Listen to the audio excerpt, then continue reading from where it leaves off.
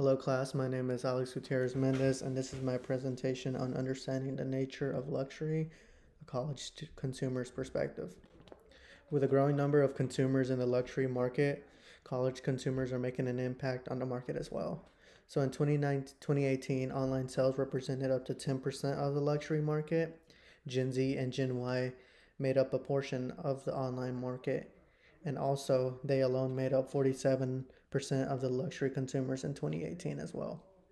This study examines the definition of luxury through different categories, characteristics, and image representation of luxury items, experiences, as well as demographic questions. So the purpose of this study is to better understand the nature of luxury in college students' lives. So to do that, we must understand what their definition or perspective is of the term luxury.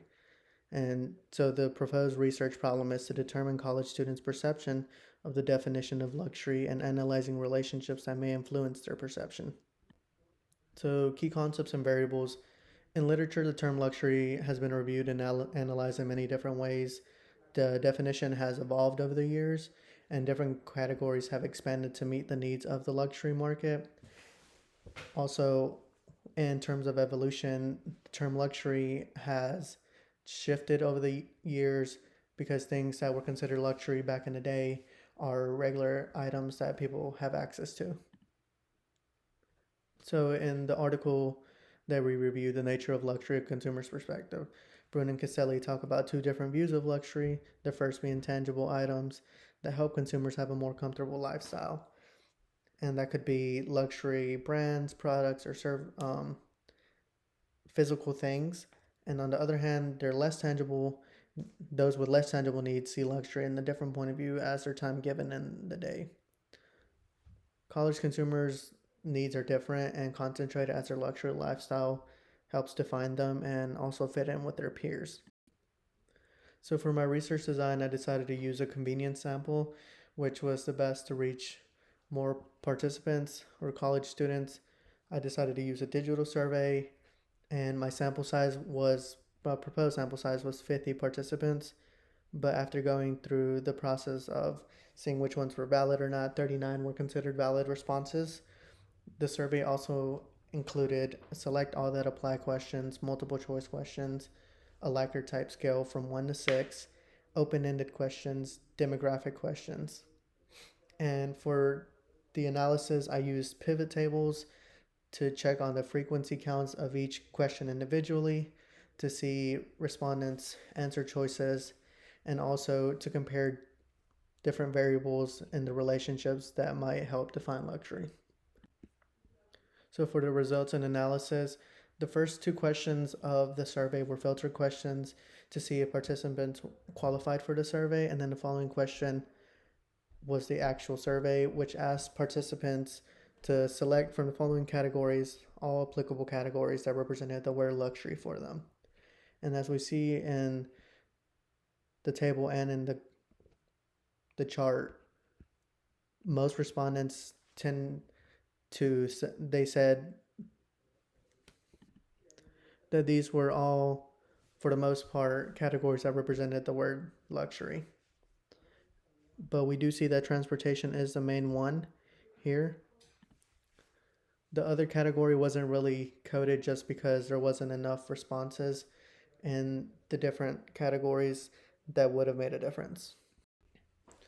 The following question basically asked participants to rank the previous categories from first choice to sixth choice, first choice being the most important and sixth choice being the least important to the term luxury. And as we see, services was the one that had more responses in first choice, and the sixth choice was jewelry for the least important to the term luxury. And as we see, the first choice, since it was service, and the last choice, which was jewelry, we will see this repeated later on in the survey to help for the reliability and validity of this study. Tables 3 through 9 represents question 5, which asked participants to choose the level of importance of each characteristic in terms of what the word luxury represents, 1 being the least important and 6 being the most important. And these were just random characteristics that I thought would represent luxury best. And so I wanted to see what participants said based on these characteristics. And what I used to group them was 4 to 6 being most important and 3 to 1 being the least important. And for the most part, from table 3 and table 4, 5, 6, 7, and 8 and 9, we see that most participants agree that all of these are characteristics that represent the term luxury, from style to beauty to success to status to image to love and to pleasure. The one that had more unison in what represented the term luxury most was success, as 64% of participants thought success was more representative of the term luxury. Table 10 represents question 6, which asks participants to pick from the images below the choice that best described the word luxury for them. And as we see in the survey, they were obviously given visual pictures with no description. And participants only chose one answer choice. And as we see, image 4 was the one that had more answers for it, which was the service category, the image that I thought represented the service category. And I chose this question because compared to the earlier question about ranking the different categories, I used the same categories, but I turned them in, I used pictures that represented each category and put them in this question just to see if answer choices would still be the same to, to prove the reliability. And so the service industry is predominant in this question as it was in question 4. And also in question 4, respondents chose the jewelry category as the least representative of the term luxury. And in this question, image 6 was the representative of jewelry. And again, we see that jewelry is the least representative here as well. And to reinforce that, basically the same question from question 5 was repeated here, but with the images where I asked participants to rank the different categories of images, and from first choice to sixth choice, and then first choice being the best representative and sixth being the least representative of the term luxury. And as we see, image 4, which is a service industry, had more responses compared to the jewelry category, which was the least representative. So table 13, 12 and 13 represents question 8, which asks participants, given the prices were the same, rate the level of importance of each of the following 2 categories to you from a scale of 1 to 6, 1 being most important, least important, and 6 being most important. And the difference that we can be seen more significantly in table 13, as college respondents valued a luxury experience more than a luxury item. 66 respondents said that.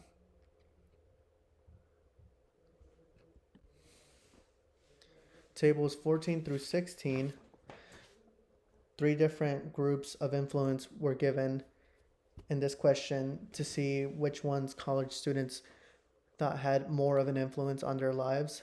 And so as we see, most of the respondents from 4 to 6 in each chart said essentially that these groups had some type of influence on their life, that being peers influence, family influence, influencers influence, and that is influence on their luxury consumption. And then table 17 represents the last question of the first section, which was an open-ended question that asked participants to define luxury in their own terms.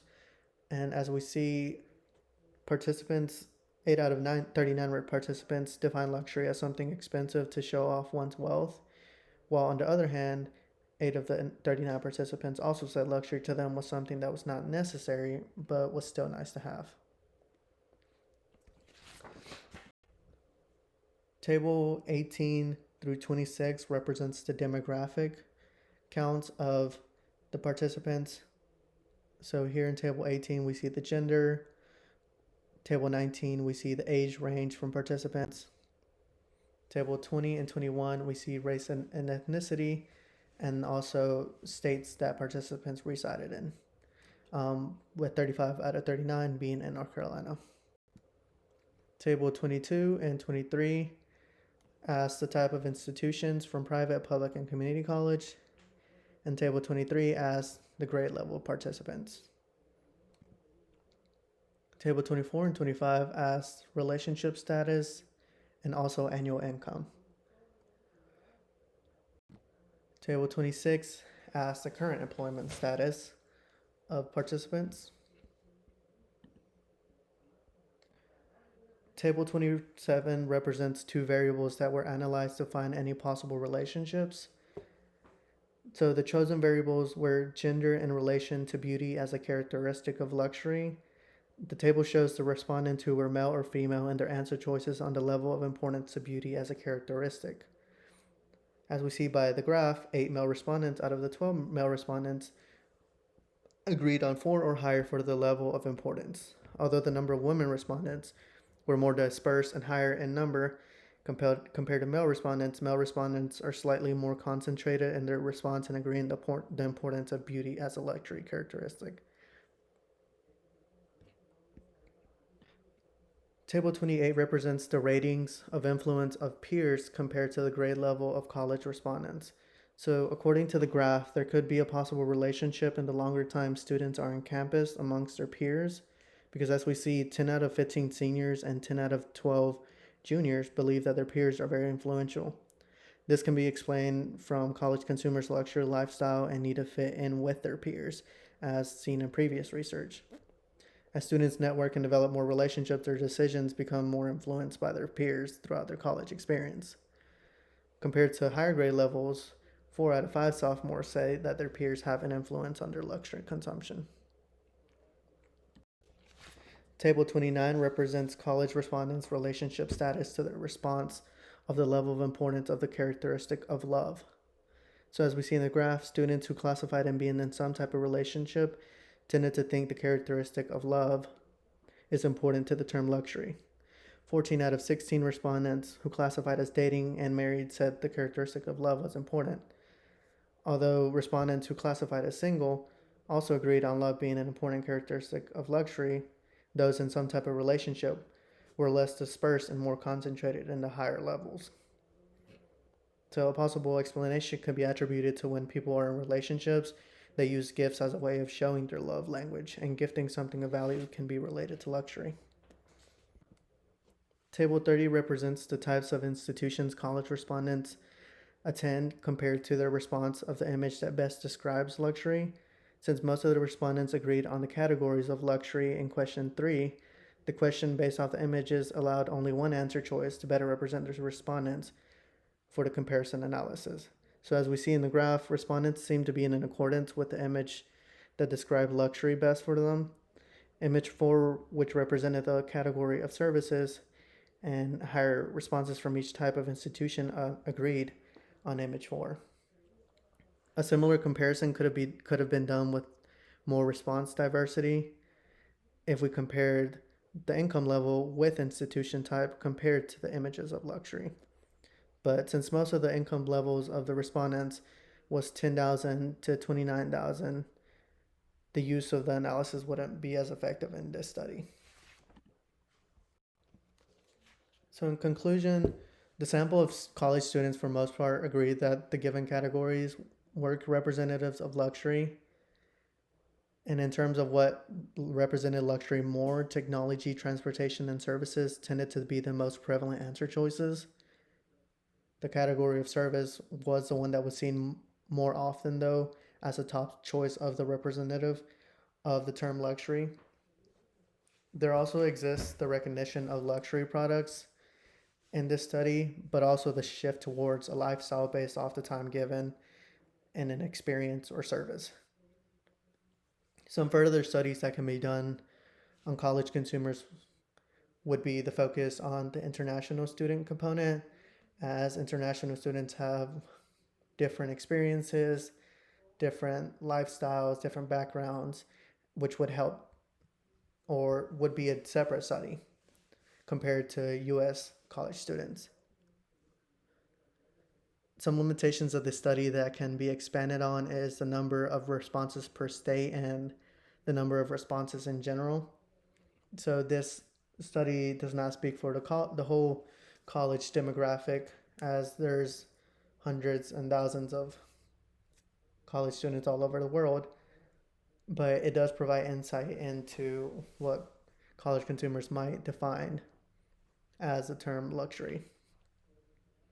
And also having more responses per different states would help this kind of study. And that is the end of my presentation.